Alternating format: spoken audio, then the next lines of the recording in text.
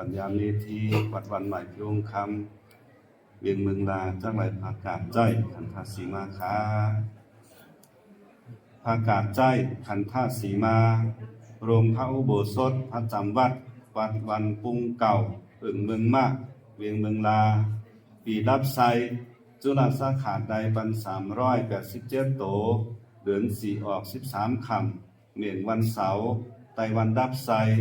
เหลือพาใด6 โตวันที่31 1 เดือน2026หมายยังมีสมณศรัทธาและมูลศรัทธาบังเกิดมีเจตนาศรัทธามาแต่งสร้างพระอุโบสถหลังใหม่นี้ภายในมีสมเด็จอุ่นดีวัดพระธาตุเต่าคำวันโฮยเมืองลาพระภิกขุ3 แปลงเจ้าอาวาสวัดวันปุงเก่าเมืองมากเป็น9 สิทธิยมเจ้าตกตนตกองค์ผลไปนอกมีสันเท่าแก่โอปกะอาจารย์กรรมการและศรัทธาไปวันปุงเก่าตุกหอตุกเฮินและศรัทธานานาติสะอนุติสาตั้งเสงตั้งมนจึงจวนกันมาแต่งสร้างยังโรงพระอุโบสถใหม่การะหลังนี้ก็เป็นอันฉันโทนโบราณมนแล้วแลผู้ข้าจึงไล่โจรกัน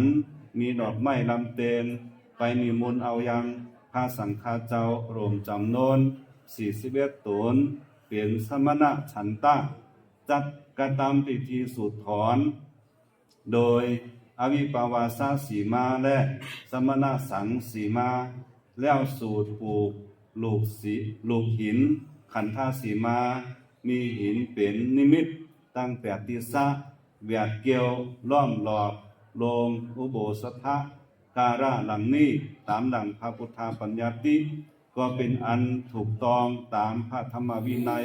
เรียบร้อยหลีง่ามไปแล้วเมื่อเวลา9 โมง 20 นาทียามเจ้าปริปุณนาหลีงามแล้วแลฉันนั้นตั้งแต่กาลนี้สืบไปนากันว่ามีสังฆากรรมเกิดขึ้นในอารามเสนาสนะที่นี้เบาว่าอุโบสถกรรม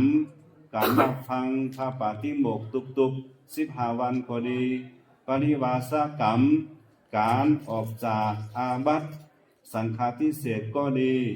กัทินากรรมการรับทานภาคทินาเปิดจักรานภาคทินาก็ดีอุโบสถอุปสัมปตกรรมการอุปสมบทที่เป็นพระภิกขุก็ดีปวารณกรรมการให้โอกาสแก่ภิกขุเปิดตักเตือนกันในเวลาออกวัดสาก็ดีขอคือสังฆาเจ้าทั้งหลายกระทำตามวิธีกรรมในโรงพระอุโบสถการะหลังนี้ไลตามดังมโนมัยในใจไผ่อางอันจอบด้วยกองธรรมทุกเย็นทุกภาการข้าแลสุดท้ายนี้ขอคือพระสังฆาเจ้าทั้งหลายอันอยู่ในโรงอุโบสถการะหลังนี้จงในรู้แจ้งแก่กันดังเสียงเสียแล้วยอมมืออนุโมทนาสาธุจงจุนยินดีกล่าววาจาสาธุพร้อมกัน3 ที่คาเตอสาธุสาธุสาธุลงสื่อพาทานพระสังฆาพระครูครูบาหยีติบวัดป่าจามเวียงเจียงตุงลงสื่อภูภากาศพระมหาจอมปัญญาเมธีวัดใหม่พิวงคำเมืองลาคาสาธุสาธุสาธุ